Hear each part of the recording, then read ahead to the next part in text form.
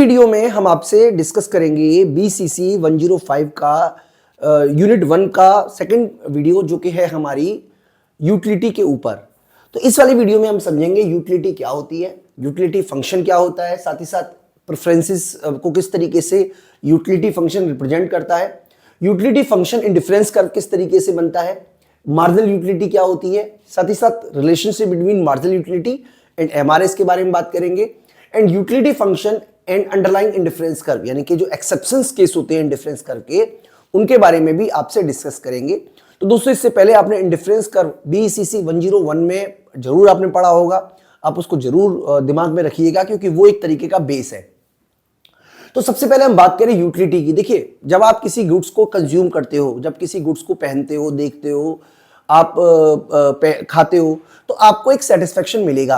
यानी कि जब आप किसी गुड्स एंड सर्विसेज को कंज्यूम करते हो तो गुड्स एंड सर्विसेज को कंज्यूम करने से आपको जो सेटिस्फेक्शन मिलता है उसी को यूटिलिटी कहते हैं। अब यूटिलिटी को कैसे मेजर करते हैं इसके बारे में बहुत सारी अलग अलग अप्रोचेज हैं और उन अलग अलग अप्रोचेज के बेस पर ही अलग अलग थ्योरी डेवलप हुई हैं।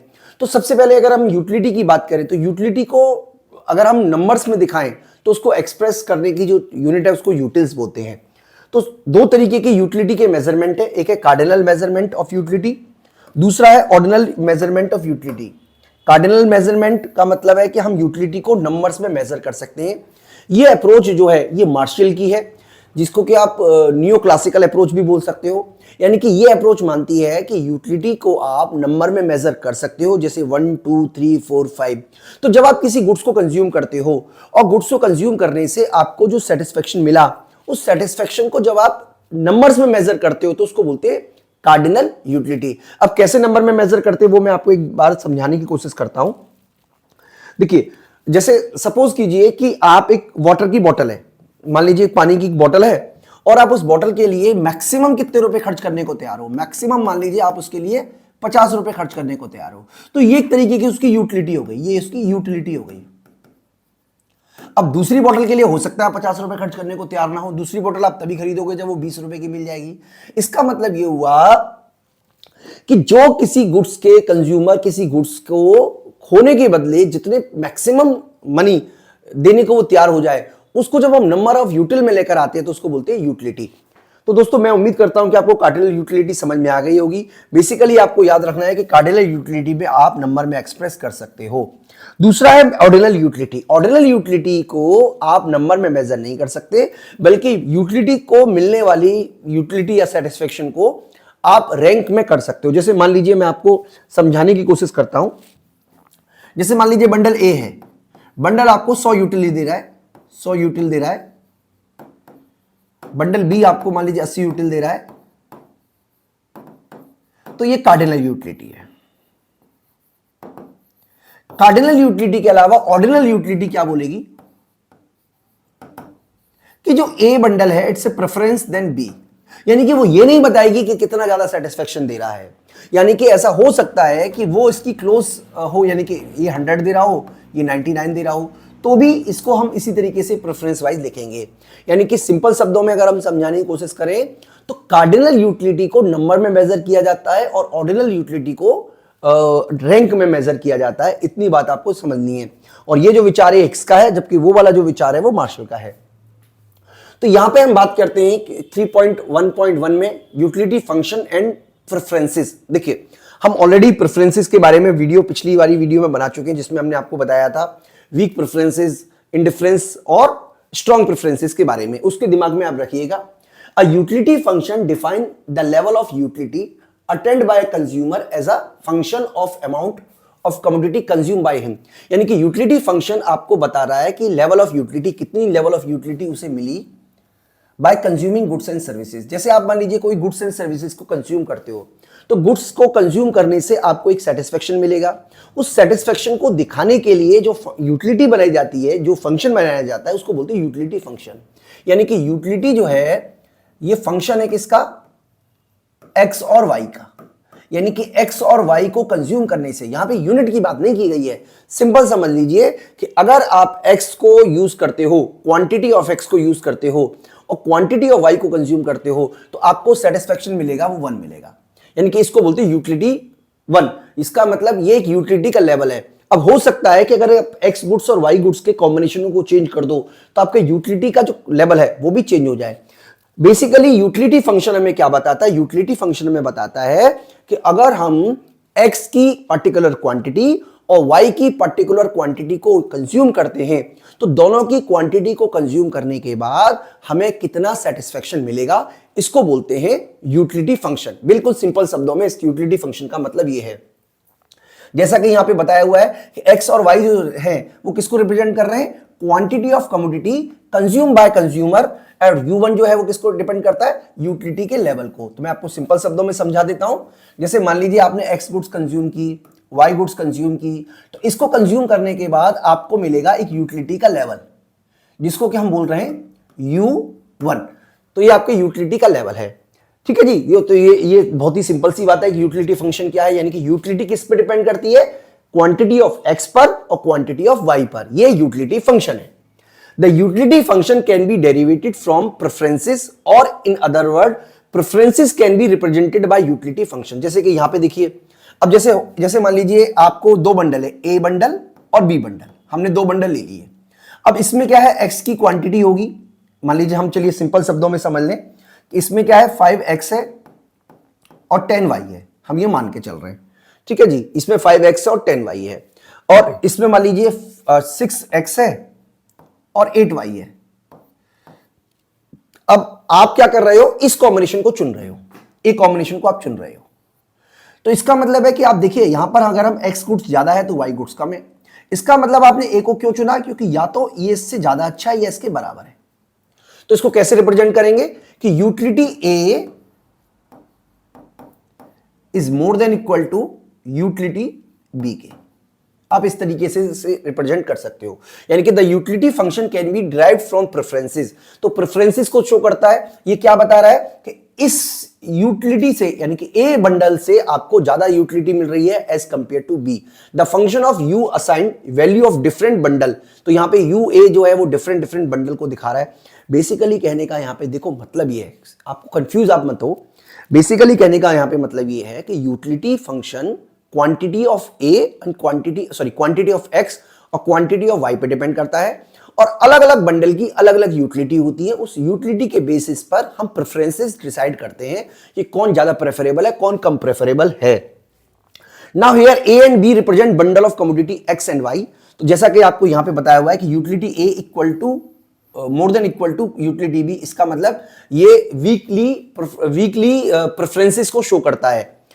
As you may notice above, the preference relation among bundle is prevailed by the utility function, that is the consumer weakly preferred bundle A to B। जैसा कि हमने आपको बताया कि ये weakly preferred है, आपने weakly preferred और strongly preferred पढ़ा था कि अगर A इस तरीके से लिखा हो तो A strongly preferred है, इस तरीके से लिखा हो तो weakly preferable है। तो दोस्तों बाकी का इसमें वही सब बातें हैं। The for utility function represent, ये यूटिलिटी फंक्शन किस किस को रिप्रेजेंट कर रहा है?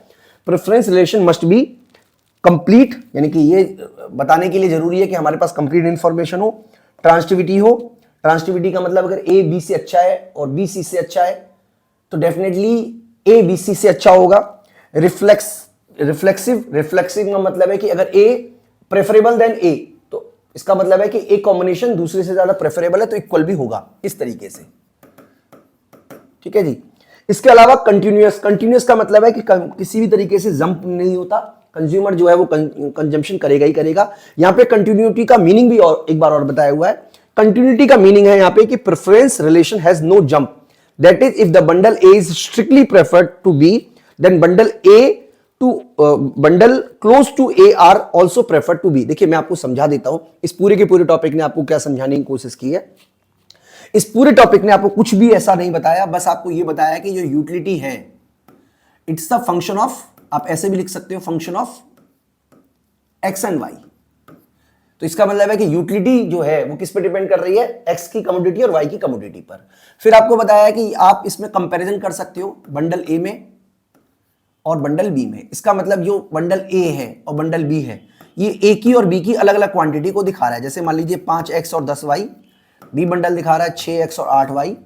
तो आपने किसको प्रेफर किया? इसको प्रेफर किया। तो इसका मतलब है कि इस तरीके से आपको ये क्या दिखा रहा है कि यूटिलिटी ए, फंक्शन ए का मोर देन इक्वल टू है यूटिलिटी बी के, और ये जो है ये आपके वीक प्रेफरेंसेस को दिखा रहा है।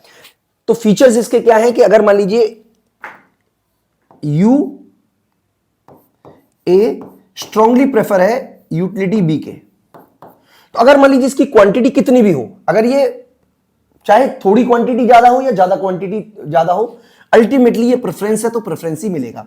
तो इस तरीके से दोस्तों यूटिलिटी फंक्शन के बारे में बताया, बहुत ही छोटा सा कंसेप्ट है। बेसिकली आपको याद रखना है कि यूटिलिटी फंक्शन जो है वो क्या रिप्रेजेंट कर रहा है, एक्स की और वाई की डिफरेंट डिफरेंट क्वांटिटी को रिप्रेजेंट कर रहा है। इस तरीके से इस पूरी की पूरी बुक में समझाने की कोशिश की है।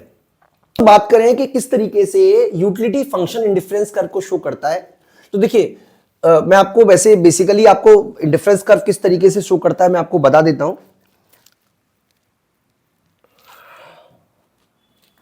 आप ऑलरेडी पढ़ चुके हो कि ये जो इंडिफरेंस कर्व होता है, इंडिफरेंस कर्व जिसपे जितने भी बंडल हैं ये सेम लेवल ऑफ सेटिस्फेक्शन को दिखा रहा है। ठीक है जी, यानी कि ए बी और सी बराबर बराबर है, तो हम ये भी कह सकते हैं कि यूटिलिटी फंक्शन ए की बराबर है, तो इंडिफरेंस हो गया यूटिलिटी बी की और इंडिफरेंस सी की। लेकिन अगर मान लीजिए एक्स की और वाई की क्वांटिटी बढ़ जाए, अब इसको जो शो किया गया है वो किया गया है K1 के द्वारा, मतलब ये K1 जो है वो ये दिखा रहा है कि जो क्वांटिटी है एक्स की और वाई की वो K1 के द्वारा दिखाया गया है। अब मान लीजिए कि ये जो कांस्टेंट है ये बढ़ जाए, तो डेफिनेटली इंडिफरेंस कर्व ऊपर की तरफ चला जाएगा।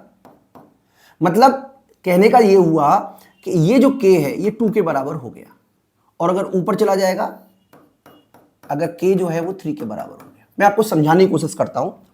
जैसे मान लीजिए आप 5x यूज कर रहे हो और 10y यूज कर रहे हो, या आप कर रहे हो 4x और 12y, या आप यूज कर रहे हो 3x और 14y, तो ये एक कॉम्बिनेशन है जो कि आपको इक्वल सेटिस्फेक्शन देगा। ये बंडल है, ये आपको इक्वल सेटिस्फेक्शन देगा। इतनी बात आपको समझ में आ जानी चाहिए कि इक्वल सेटिस्फेक्शन देगा। अब इसको शो किया गया है K1 के द्वारा। अब मान लीजिए K2 हो जाता है, यानी कि आपके पास में 10x और 20y हो जाती है, 8x और 24y हो जाती है, 6x और 28y हो जाती है। तो डेफिनेटली आपका जो इंडिफरेंस कर्व है ये राइटवर्ड मूव कर जाएगा। इसको इंडिफरेंस मैप कहते हैं। इसी चीज को यहां पे समझाने की कोशिश की है कि we just discuss a utility function u1 equal to function x and y, यानी कि यूटिलिटी फंक्शन जो है वो x एंड y की कमोडिटी को दिखा रहा है। Also we know that the indifference curve link bundle which yield the same level of satisfaction. हम ये भी जानते हैं कि इंडिफरेंस कर्व के ऊपर जितने भी कॉम्बिनेशन होंगे वो सभी के सभी इक्वल सेटिस्फेक्शन को दिखाएंगे। इसका मतलब ये हुआ कि an indifference curve can be graphically represent a function of quantity of two commodity yielding same level of satisfaction. तो यहां पे देखिए सेम लेवल ऑफ यूटिलिटी को दिखाने के लिए इंडिफरेंस कर्व बना देते हैं। इसका मतलब इस पे जितने भी कॉम्बिनेशन होंगे वो सेम लेवल ऑफ सेटिस्फेक्शन को दिखाएंगे। ठीक है जी, इसको इस तरीके से एक्सप्रेस किया गया है यहां पे कि utility X Y equal to X Y, और के को हमने मान लिया एक तरीके से कांस्टेंट नंबर के। इसका मतलब अगर हम ये कहें कि x और y की कमोडिटी के बराबर है, तो इसका मतलब ये हुआ कि y जो हुआ वो k अपॉन एक्स होगा। और अगर हम k की वैल्यू को बढ़ा देते हैं तो डेफिनेटली जो y की वैल्यू है और वो भी बढ़ेगी या x की वैल्यू बढ़ेगी। देखिए मतलब आप समझ लीजिए, इसके टेक्निकल चीजों में मत फंसिए, सिंपल मैं आपको समझा देता हूं। यहां पे ये समझाने की कोशिश की गई है कि k1 का मतलब है एक कांस्टेंट वेरिएबल है।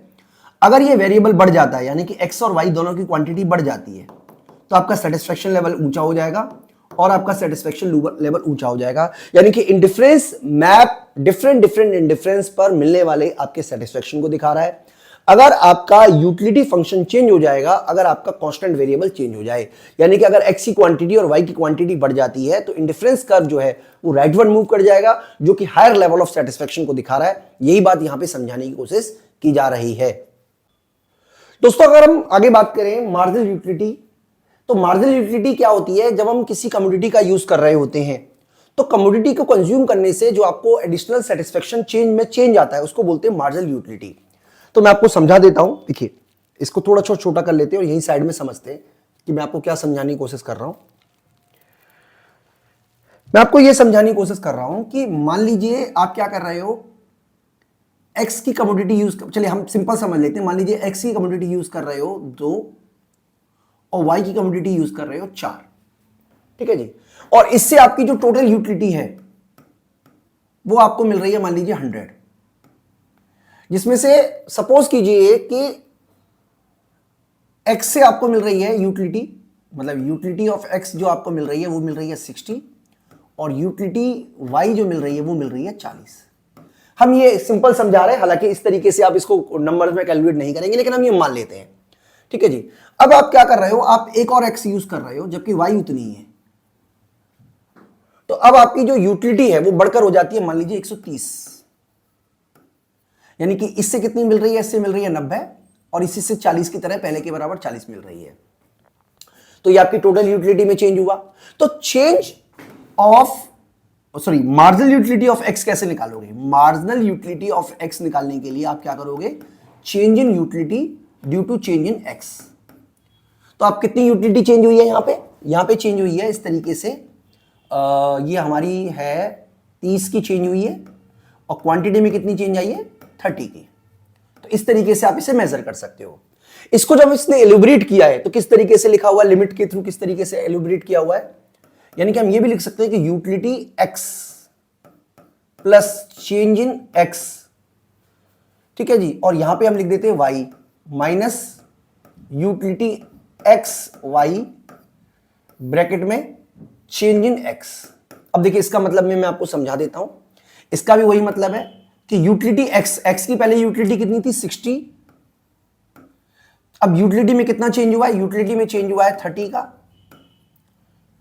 और y से कितनी मिल रही थी हमें यूटिलिटी, y से मिल रही थी हमें पहले यूटिलिटी मिल रही थी 40 की, भाई 60 तो ऑलरेडी है, 40 ये भी है, जो चेंज हुआ है वो 30 का हुआ है, ये हमने पुट कर दिया। इसमें से माइनस कर देंगे x की यूटिलिटी और y की यूटिलिटी, x की यूटिलिटी 60 है और y की यूटिलिटी 40 है, तो 60 प्लस 40 डिवाइडेड कर देंगे चेंज इन x, तो x की क्वांटिटी जो है वो 1 है। तो इसका मतलब है कि अल्टीमेटली आप इसको भी लिखोगे तो 90 130 माइनस 100, तो ये भी 30 आएगा। तो इसका मतलब है कि जो मार्जिनल यूटिलिटी है x की, यानी कि x की क्वांटिटी बढ़ाने से y की क्वांटिटी सेम रहने पर जो टोटल यूटिलिटी में जो चेंज आता है उसको बोलते हैं मार्जिनल यूटिलिटी ऑफ x। इसी तरीके से अगर हम x की क्वांटिटी को सेम रखें और y की क्वांटिटी को बढ़ाएं तो टोटल यूटिलिटी में जो चेंज आएगा उसको बोलते हैं मार्जिनल यूटिलिटी ऑफ y। जैसा कि नीचे बताया हुआ है कि मार्जिनल यूटिलिटी ऑफ y कैसे निकालेंगे, utility change in utility upon change in y। आप ऐसे भी लिख सकते हो कि utility x y plus delta y minus utility x and y upon delta y। तो किसी भी तरीके से आप इसे लिख सकते हो। अल्टीमेटली कहने का मतलब यह हुआ कि जो चेंज इन यूटिलिटी है x की वो ऐसे लिखोगे MUX equal to delta U, sorry delta U, ठीक है, delta U upon delta X, और इसको आप ऐसे भी लिख सकते हो कि delta utility equal to delta, sorry delta नहीं है ये तो MU है ना,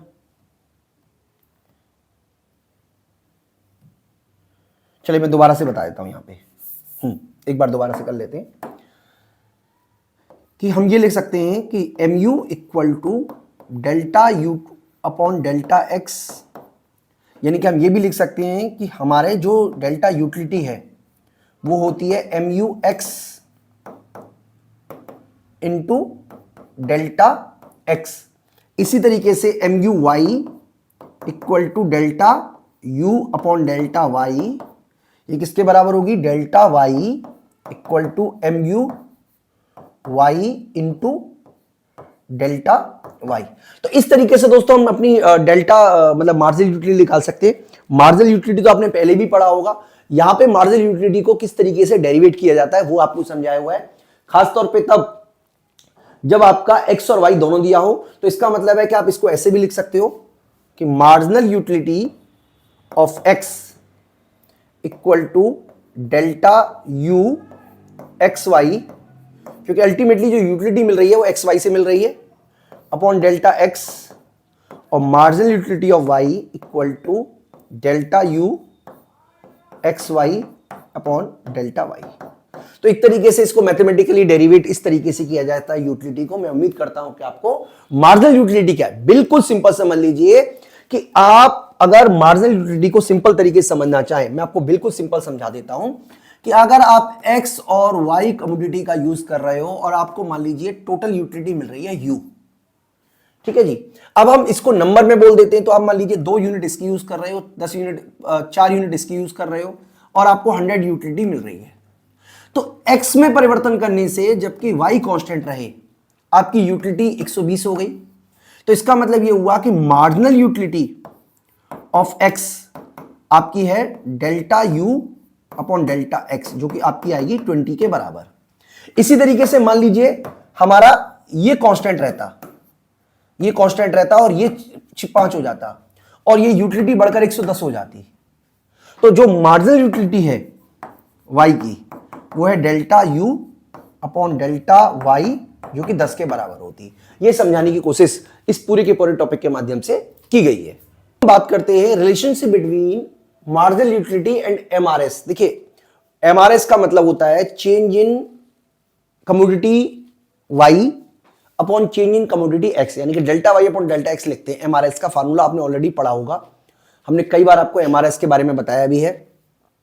Indifference curve is the locus of those bundle of x and y which give same level of satisfaction to our consumer। यानी कि आप ऐसे बोल सकते हो कि जो इंडिफरेंस कर्व है वो इस तरीके का होता है और इंडिफरेंस कर्व पे जितने भी कॉम्बिनेशन होते हैं ये सभी बराबर बराबर हैं, तो इसको हम बोलते हैं यूटिलिटी वन। यानी कि एक तरीके से सभी को हम बोल रहे हैं यूटिलिटी वन, यानी कि आप ये कह सकते हो कि u1 equal to utility x and y के डिफरेंट डिफरेंट कॉम्बिनेशनों को दिखाता है। इतनी बात समझ में आ गई है आपको। और इसका जो स्लोप होता है वो एमआरएस के बराबर होता है, where u1 represent given utility level, differentiating this function totally we get. अब इसको कैसे डिफरेंशिएट करेंगे, एक बार x के टर्म में करेंगे, एक बार y के टर्म में करेंगे, तो ऐसे लिखते हैं delta u X Y upon delta x into D X plus delta u bracket में X Y upon delta Y D Y equal to D का यूटिलिटी वन। यानी कि जब डिफरेंशिएट करेंगे एक्स में जो चेंज हुआ है उसकी वजह से या वाई में जो चेंज हुआ है डिफरेंशिएट करेंगे, तो इस तरीके से डिफरेंशिएशन फंक्शन लिख दिया हमने। As utility remain constant at IC therefore delta U one equal to 0, यानी कि किसी भी तरीके से यूटिलिटी में चेंज नहीं होता। तो हम ये भी बेसिकली एमयू का फॉर्मूला हमने पढ़ा हुआ है कि एमयू का फॉर्मूला क्या है, मार्जिनल यूटिलिटी ऑफ एक्स का फॉर्मूला होता है delta U X Y upon delta X. तो इसकी जगह हमने क्या यूज कर लिया, एम यू एक्स यूज कर लिया है और ये हमारा डी एक्स हो गया। इसकी जगह हमने एम यू वाई यूज कर लिया है और ये डी वाई हो गया इक्वल टू 0। तो इसको हम ऐसे भी लिख सकते हैं कि M U X upon M U Y equal to, अब इस तरफ जाके ये माइनस में कन्वर्ट हो जाएगा, यानी कि D Y upon D X equal to 0। तो इस तरीके से जो ये वाला है M U X upon M U Y, एक तरीके से एमआरएस को दिखाता है। यानी कि जो एमआरएस है MRS X Y equal to M U X upon M U Y equal to minus delta Y upon minus delta X. आप इस तरीके से इसको रिप्रेजेंट कर सकते हो। तो दोस्तों ये सारे के सारे टॉपिक हमने कवर कर लिए हैं इस टॉपिक से रिलेटेड। इसके अलावा एक टॉपिक और है इंडिफरेंस कर्व के अजम्पशंस के बारे में। तो दोस्तों इंडिफरेंस कर्व के अजम्पशंस के ऊपर एक्सेप्शंस के ऊपर हमने ऑलरेडी वीडियो बनाई हुई है। बेसिकली आपके सिलेबस में ये 2 इंडिफरेंस कर्व के बारे में डिस्कस किया गया है। इसके अलावा और भी इंडिफरेंस कर्व की एक्सेप्शंस केस हैं, हम सारे के सारे एक्सेप्शंस के हिसाब के लिए जोड़ देते हैं। मैं उम्मीद करता हूं कि आपको कंसेप्ट समझ में आ गया होगा। बच्चों को समझाएंगे exceptions case of indifference curve, यानी कि हम समझेंगे कि ऐसे कौन कौन सी परिस्थितियां हैं जिसमें इंडिफरेंस कर्व की जो शेप है वो कॉन्वेक्स नहीं होती है और ना ही डाउनवर्ड होती है। तो देखिए मैं आपको समझाने की कोशिश करूंगा। हमने समझा था कि कुछ केस, जो नॉर्मल केस होता है उसमें इंडिफरेंस कर्व इस तरीके का होता है, इस तरीके का, यानी कि एक तो ये डाउनवर्ड होता है और दूसरा डाउनवर्ड होने के अलावा ये कॉन्वेक्स होता है, यानी कि इसका जो पेट है वो अंदर की तरफ होता है। अब हम डिस्कस करने वाले हैं उन परिस्थितियों के बारे में जिसमें इस तरीके की शेप नहीं होती है। तो बच्चों दो से बहुत पॉपुलर है, जिसमें से एक शेप होती है ये वाली, जिसको हम बोलते हैं परफेक्टली सब्स्टिट्यूट गुड्स का केस, और एक ये वाली है जिसको हम कहते हैं परफेक्टली कॉम्प्लीमेंट्री गुड्स का केस। तो आमतौर पर बच्चों यही आपसे पूछा जाता है, लेकिन एडवांस लेवल पे मैं अगर आपको पढ़ा रहा हूं इसलिए मैं आपको और भी शेप के बारे में बताऊंगा, जिसमें मैं आपको इस तरीके की शेप कब बनती है वो भी बताऊंगा, इस तरीके की शेप कब बनती है वो भी बताऊंगा, यानी कि इस तरीके की शेप कैसी होती है, इस तरीके की शेप कब बनती है, सब कुछ के बारे में मैं आपको डिटेल में इस वीडियो के माध्यम से समझाने वाला हूं। तो बच्चों अगर आप चाहते हैं हमारा पूरा कोर्स एक्सेस करना, तो हमारी एप्लीकेशन विष्णु इकोनॉमिक्स स्कूल आप डाउनलोड कर लीजिएगा। वहां पर आपको सिस्टमैटिकल तरीके से बहुत सारे कोर्सेज हमने प्रोवाइड किए हुए हैं। इसके अलावा ये जो नोट्स हैं, अगर आप ये नोट्स चाहते हो तो हमारी एप्लीकेशन विष्णु इकोनॉमिक्स स्कूल में अब हमने डाउनलोड किया। अब आप हमारा जो एप्लीकेशन उसमें 3 डॉट में आप क्लिक करेंगे तो आपको स्टडी मटेरियल दिखेगा। स्टडी मटेरियल के अंदर जो हमने इस नोट्स को अपलोड कर रहे हैं, मतलब आप वहां से डायरेक्ट भी डाउनलोड कर सकते हो। तो चलिए मैं आपको अपने टॉपिक पे वापस आ जाता हूं, टॉपिक स्टार्ट कराते हैं। तो सबसे पहले हम बात कर रहे हैं some exception shape of indifference curve, यानी कि पहला केस हम डिस्कस कर रहे हैं बच्चों, जिसमें से पहला है परफेक्टली सब्स्टिट्यूट गुड्स। अब देखिए परफेक्टली सब्स्टिट्यूट गुड्स क्या होती है। जैसे मान लीजिए एक्स गुड्स और वाई गुड्स, दो गुड्स हम लेके चल रहे हैं, तो परफेक्टली सब्स्टिट्यूट गुड्स तब कहलाएंगी जब हम आपको एक्स को बढ़ाते हैं। तो जैसे जैसे हम x को बढ़ाते हैं हमारी जो मार्जिनल यूटिलिटी ऑफ x है वो फॉल करेगी। लेकिन इस केस में क्योंकि x और y परफेक्टली सब्स्टिट्यूट है, इसीलिए अगर हम x को क्वांटिटी को बढ़ाते हैं और y की क्वांटिटी को सेक्रीफाइस करते हैं तो हमारी जो यूटिलिटी है उसमें किसी भी तरीके का परिवर्तन नहीं आएगा। यानी कि हम एक ऐसी कंडीशन मान के चल रहे हैं, जैसे मान लीजिए एग्जाम्पल के लिए कोल्ड ड्रिंक की एक बोतल है, कोल्ड ड्रिंक में हमने क्या किया, कोको कोला कोल्ड ड्रिंक है, और हमने क्या किया, एक 500 ml की बोतल खरीदी और एक 1 लीटर की बोतल खरीदी। तो आपके लिए एक ग्लास की यूटिलिटी, चाहे वो 500 ml से आप एक ग्लास बनाओ, चाहे आप 1 लीटर से एक ग्लास बनाओ, आपके लिए दोनों की यूटिलिटी जो है एक ग्लास की वो बराबर होगी। इसीलिए इस केस में जब एक गुड्स सेम ह्यूमन वांट्स को सेटिस्फाइड करती है, यानी कि आपकी जो वांट्स है, चाहे आप 500 लीटर की कोल्ड ड्रिंक से बोतल से कोल्ड ड्रिंक पिए या 1 लीटर की बोतल से कोल्ड ड्रिंक पिए, आपके सेटिस्फैक्शन लेवल में किसी भी तरीके का परिवर्तन नहीं आने वाला है। इसीलिए इस तरीके के केस में आपकी जो शेप बनेगी वो इस तरीके से बनेगी, यानी कि ये बिल्कुल सीधी लाइन में होगा। अब इसका मतलब क्या है मैं आपको एक बार समझाता हूं पूरी तरीके से। इसका क्या मतलब है बच्चों, यहां पे समझा देता हूं बिल्कुल आसानी से। देखिए जैसे मान लीजिए ये हमारी एक्स गुड्स है और ये हमारी वाई गुड्स है। हम मान लेते हैं हमारे पास में 10 वाई है, 1 एक्स और 10 वाई है, ये हमारा कॉम्बिनेशन है, 1 वाई 1 एक्स और 10 वाई। अब मान लीजिए कि हमारे लिए एक एक्स जो है वो 2 वाई के इक्वल है। इसका मतलब ये हुआ कि अगर हम एक और एक्स बढ़ाना चाहते हैं तो हमें 2 वाई का सेक्रीफाइस करना पड़ेगा, यानी कि अब हमारे पास जो पॉइंट मिलेगा हमें वो ये वाला मिलेगा। इसका मतलब 2 और 8 का कॉम्बिनेशन हमारा बैठ गया। इसका मतलब ये हुआ बच्चों, टेक्निकली अगर हम कोई और गुड्स की बात करते तो इस केस में अब हम एक्स गुड्स की सेम क्वांटिटी के लिए वाई गुड्स की कम क्वांटिटी सेक्रीफाइस करते, क्योंकि अब हमारा जो सेटिस्फेक्शन लेवल है वो कम हो चुका है। लेकिन अब के केस में क्या होगा, क्योंकि एक्स और वाई आर परफेक्टली सब्स्टिट्यूट, हमारा सेटिस्फेक्शन लेवल में किसी तरीके का चेंज नहीं आएगा। इसका मतलब एक और एक्स के लिए हम 2 ही वाई का सेक्रीफाइस करेंगे, ये इसका मतलब है। और जब इस तरीके का बनाएंगे तो हमारा जो डायग्राम की शेप बनेगी वो बिल्कुल सीधी रेखा में बनेगा, इस तरीके का इंडिफरेंस कर्व बनेगा। यानी कि इस तरीके का इंडिफरेंस कर्व बताता है कि अगर आप एक्स की क्वांटिटी को बढ़ा रहे हो तो आप सेम अमाउंट में वाई की क्वांटिटी को सेक्रीफाइस करोगे, यानी कि आपके सेटिस्फेक्शन लेवल में किसी भी तरीके से कोई भी चेंज देखने को नहीं मिलेगा। बेसिक बात आपको ये याद रखनी है। तो एक बार मैं आपको फिर से बता देता हूं, हमने टॉपिक में क्या समझाने की कोशिश की है कि कि देखिए यहां पे हम समझ लेते हैं, देखिए यहां से समझाने की कोशिश करता हूं। When two goods are perfectly substitute of each other, their indifference curve will be straight line sloping downward from left to right. MRS marginal rate of substitution in such case constant, यानी कि इस case में x के लिए 2y का sacrifice किया, फिर एक और x के लिए 2y का सेक्रीफाइस किया। इसका मतलब ये हुआ कि जो मार्जिनल रेट ऑफ सब्स्टिट्यूशन है वो कांस्टेंट रहता है। And consumer will be ready to sacrifice equal quantity of goods y for same amount of goods x, यानी कि x और y के लिए इक्वल अमाउंट देने को तैयार होता है। हालांकि जैसे जैसे ऊपर की तरफ जा रहा है ये हायर इंडिफरेंस कर्व को दिखा रहा है, ठीक है बच्चों। यानी कि ये वाला जैसे एक तो ये हो गया, लेकिन अगर गुड्स की क्वांटिटी बढ़ती है तो वो ऊंचे वाले इंडिफरेंस कर्व पे चला जाएगा।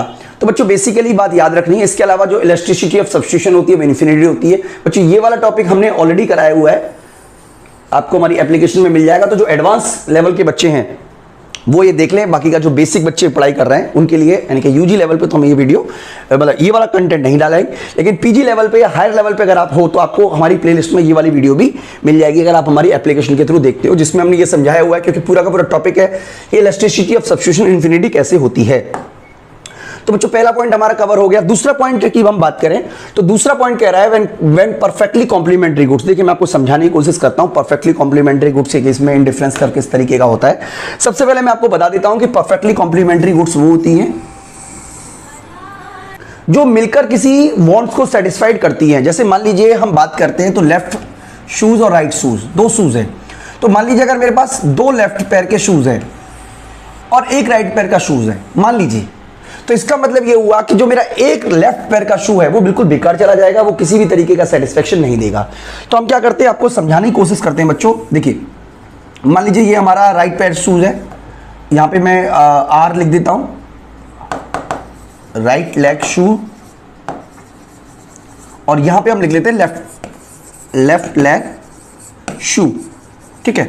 तो हमने राइट लेग और लेफ्ट लेग के लिख लिया। तो यानी कि मान लीजिए हमारी एक है राइट लेग शू और एक है हमारा लेफ्ट लेग शू, ये एक एक है। अब मैं आपसे ये कहना चाह रहा हूं कि ये हमारा एक सेटिस्फेक्शन लेवल है, ठीक है।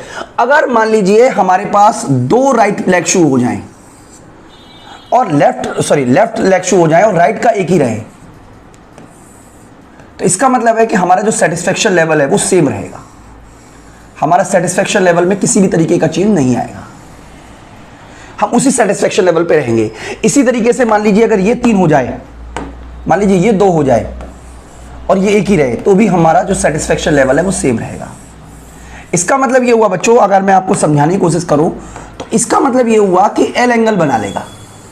यानी कि ये जो कोने वाला है, इस कोने पर जो पॉइंट होगा, जितना सेटिस्फेक्शन वो देगा उतना ही सेटिस्फेक्शन ये देगा, उतना ही सेटिस्फेक्शन आपको ये देगा। इसका मतलब क्योंकि ए और बी और सी बराबर बराबर है, लेकिन ये इस शेप में है। इसका मतलब क्या हुआ कि अगर वो ए का यूज करता है और वो लेफ्ट के राइट के दो शूज के पास आ जाते हैं तो भी उसका सेटिस्फेक्शन वही रहेगा जो एक पैर के शूज के मतलब एक लेफ्ट और एक राइट पैर के शू पे होता। हाँ, हालांकि अगर दोनों की क्वांटिटी बढ़ जाए तो डेफिनेटली उसके सेटिस्फेक्शन लेवल में इंक्रीमेंट देखने को मिलेगा। तो बेसिकली आपको याद रखना है क्योंकि ये गुड्स परफेक्टली कॉम्प्लीमेंट्री हैं, इसका मतलब इनका फिक्स प्रोपोर्शन में ही यूज होता है। इसी की वजह से इस वाले केस में अगर आप एक गुड्स की क्वांटिटी को बढ़ाते हो और दूसरे की क्वांटिटी को नहीं बढ़ाते हो तो जिस गुड्स की क्वांटिटी बढ़ाई गई है वो व्यर्थ चली जाएगी, यानी कि आपका सेटिस्फेक्शन लेवल नहीं बढ़ेगा। तो सेटिस्फेक्शन लेवल बढ़ाने के लिए दो ही क्वांटिटी को बढ़ाना पड़ेगा, इसीलिए इसकी जो शेप बनती है वो एल शेप की बनती है। और यहां पे जो कोना है इसको बोलते हैं किंग्ड शेप का होता है। इसलिए जब हम इक्विलिब्रियम लेवल आपको दिखाएंगे तो इस तरीके का इंडिफरेंस कर्व के केस में इक्विलिब्रियम बनता है, वो हम आगे डिस्कस करेंगे बच्चों। तो इस पॉइंट पे हम वापस आ जाते हैं। देखिए चलिए मैं इस वाले पे आप वापस आ रहे थे, हाँ इस वाले पे। तो बच्चों मैं उम्मीद करता हूं कि आपको अच्छी तरीके से समझ में आ रहा होगा कि इस तरीके की शेप क्यों बनी है। यानी कि ये दिखा रहा है कि ये जो पॉइंट है दिस वन ये आपको उतना ही सेटिस्फेक्शन देगा। यानी कि अगर आप चाहते हो कि आप ऊपर पहुंच जाओ ये वाला लेवल पे तो आपको दोनों गुड्स की क्वांटिटी बढ़ानी पड़ेगी। एक गुड्स की क्वांटिटी बढ़ाने से आपका काम चलेगा नहीं। ये एक्सप्लेन बच्चों हमने किया हुआ है, हमारे नोट्स में आपको सब कुछ मिल जाएगा। तीसरी जो शेप है बच्चों वो आमतौर पर उन बच्चों के लिए है जो थोड़ा एडवांस लेवल पे पढ़ रहे हैं। मैं आपको समझाने की कोशिश करता हूं। देखिए एक हम डायग्राम आपको समझाने की कोशिश कर रहे हैं, आपको अच्छी तरीके से समझ में आ जाए, ऐसी हमारी भगवान से प्रार्थना है। ये हम इसके बिल्कुल एक मिड में एक पॉइंट ले लेते हैं, बिल्कुल मिड में, जिसको कि इकोनॉमिक्स की लैंग्वेज में ब्लिस पॉइंट कहा जाता है। ओके जी, यहां से हमने एक लाइन डाली और यहां से एक लाइन डाली, इसको हम 4 हिस्सों में डिवाइड कर लेते हैं।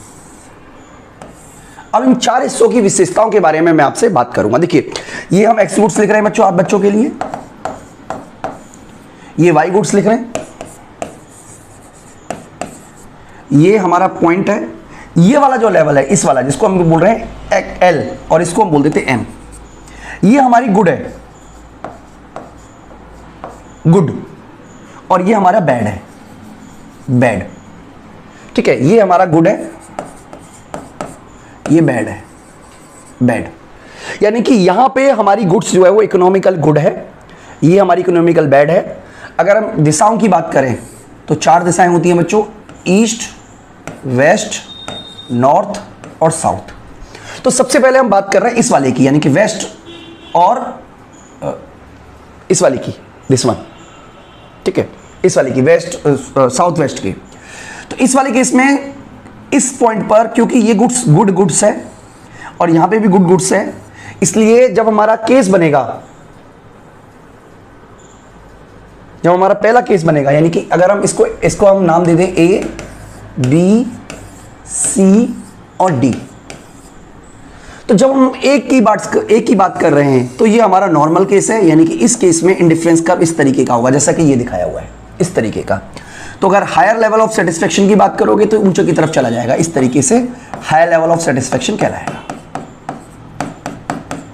लेकिन अगर हमारी गुड्स ऐसी है जो कि हम कह सकते हो कि एक्स गुड्स गुड है, एक्स इज बैड गुड्स, और वाई जो है वो गुड गुड है, यानी कि एक्स जो है वो बैड गुड्स है और वाई जो है वो गुड गुड है, गुड मतलब गुड गुड्स है, उस केस में किस तरीके का इंडिफरेंस कर्व बनेगा? उस केस में बच्चों इस तरीके का इंडिफरेंस कर्व बनेगा, इस तरीके का, ऊपर की तरफ। यानी कि ये क्या डिनोट कर रहा है? ये डिनोट कर रहा है कि जो एक्स है वो आपकी इकोनॉमिकल बैड गुड्स है, जबकि वाई जो है वो इकोनॉमिकल गुड गुड्स है, और आपका जो इंडिफरेंस कर्व होगा वो ऊपर की तरफ होगा, और जो प्रेफरेंस इंडिफरेंस कर्व होगा वो ऊपर की तरफ चलेगा, इस तरीके से। यानी कि this is the preference indifference curve. Preference indifference curve दिखाने के लिए मैं आपको एक और ग्राफ बना लेता हूं ऊपर की तरफ, यानी कि ये जो है ना, ये वाला, ये हमारा प्रेफरेंस इंडिफरेंस कर्व है, ऊपर की तरफ चला जाएगा, ऊपर की तरफ। ओके बच्चों, तो इसका मतलब है कि यहां पे हमें यही सब बताया हुआ है बच्चों। दूसरा, अगर मान लीजिए कि हमारी एक ऐसी कंडीशन है जिसमें दोनों गुड्स ही बैड है, यानी कि एक्स भी बैड है और वाई भी बैड है, तो आपका डायग्राम इस शेप में ले लेगा, ऐसा, इस तरीके का, जैसा कि यहां पे दिखाया हुआ है, यानी कि दोनों ही गुड्स बैड हैं। अगर हम ये मान के चलें कि जो एक्स है वो हमारी गुड गुड्स में आएगा और वाई बैड गुड्स आएगी, तो हमारी जो शेप बनेगी वो इस तरीके की बनेगी, इस तरीके की, और ये नीचे वाला ही प्रेफरेबल होगा, यानी कि इस केस में ये वाला प्रेफरेबल है। ये तब कहलाता है जब मान लीजिए यहां पे पॉल्यूशन में लिख दूं और यहां पे मान लो गार्बेज लिख देता हूं, यानी कि इस केस में गार्बेज यहां पे आ गया, यहां पे पॉपुलेशन आ गया, सॉरी पॉल्यूशन आ गया, तो आप कम गार्बेज और कम पॉल्यूशन को ही चुनोगे। इस वाले केस में यहां पे क्योंकि ये गुड्स है, बैड गुड्स है, यानी कि यहां पे गार्बेज है और यहां पे पार्क है, ठीक है, तो इस तरीके का गुड्स बना दिया। यहां पे क्या है, यहां पे मान लीजिए हम ले लेते हैं पॉल्यूशन, और यहां पे मान लीजिए पार्क ले लिया। तो इस तरीके के अलग अलग केसेस में अलग अलग डायग्राम बनेंगे बच्चों। आप याद रखिएगा, इस वाली बात को याद रखिएगा कि ये गुड गुड्स के बारे में दिखा रहा है, तो आपका ये वाला डायग्राम बनेगा। अगर मान लीजिए एक्स गुड्स बैड है तो इस तरीके का डायग्राम बनेगा ऊपर की तरफ, अगर वाई गुड्स बैड है तो इस तरीके का डायग्राम बनेगा, और दोनों गुड्स बैड है तो इस तरीके का डायग्राम बनेगा।